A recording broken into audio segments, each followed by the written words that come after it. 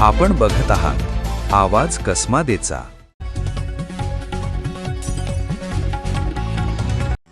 देवळा तालुक्यातील तिसगाव शिवारातील central wear housing corporation येथील NCCF कांदा साठवून केंद्राच्या प्रकरणात आता एक महत्त्वाची घडामोड समोर आली आहे। महसूल विभागाने केलेला पंचनामा समोर आल्यानंतर या संपूर्ण प्रकरणाकडे पुन्हा एकदा शेतकरी आणि जिल्हावासियांचे लक्ष वेधले गेले आहे।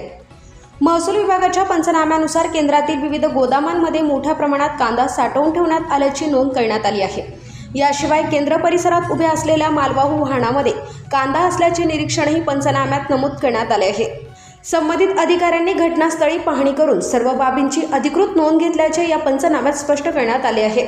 मात्र पंचनामा झाल्यानंतर आता पुढे नेमकी कोणती प्रशासकीय प्रक्रिया राबवली जाणार हा प्रश्न उपस्थित होत आहे।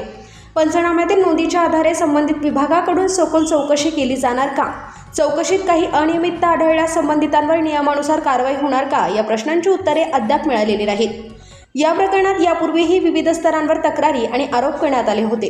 त्यामुळे पंचनाम्यातील निरीक्षणांचे बारकाईने परीक्षण करून वस्तुस्थिती स्पष्ट करणे आणि आवश्यक असल्यास पुढील प्रशासकीय तसेच कायदेशीर कार्यवाही करणे ही संबंधित यंत्रणांची जबाबदारी असल्याचे मत व्यक्त होत आहे। महसूल विभागाचा अहवाल आता जिल्हा प्रशासन आवश्यकतेनुसार कृषी विभाग, पणन विभाग आणि संबंधित खरेदी संस्थेच्या वरिष्ठ अधिकाऱ्यांकडे विचाराधीन जाणार का याकडे सर्वांचे लक्ष लागले आहे। कांदा उत्पादक शेतकऱ्यांच्या दृष्टीने खरेदी प्रक्रिया पारदर्शक, विश्वासार्ह आणि नियमबद्ध असणे अत्यंत महत्त्वाचे आहे।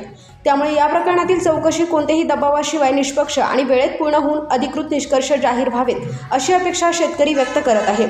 आता प्रशासन या प्रकरणात कोणती भूमिका घेते, चौकशी कितपत वेगाने पूर्ण होते आणि त्यानंतर कोणती प्रशासकीय किंवा कायदेशीर कार्यवाही केली जाते याकडे संपूर्ण जिल्ह्याचे लक्ष लागले आहे।